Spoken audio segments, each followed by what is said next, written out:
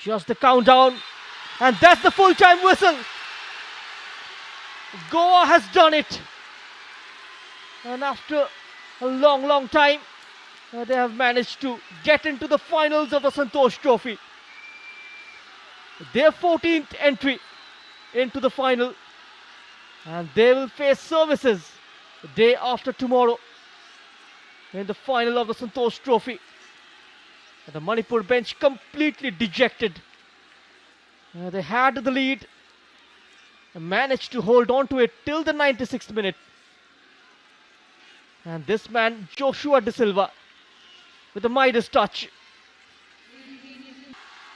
Inesio Fernandez with a double, giving Goa the lead against Manipur. And at full time, these are the stats.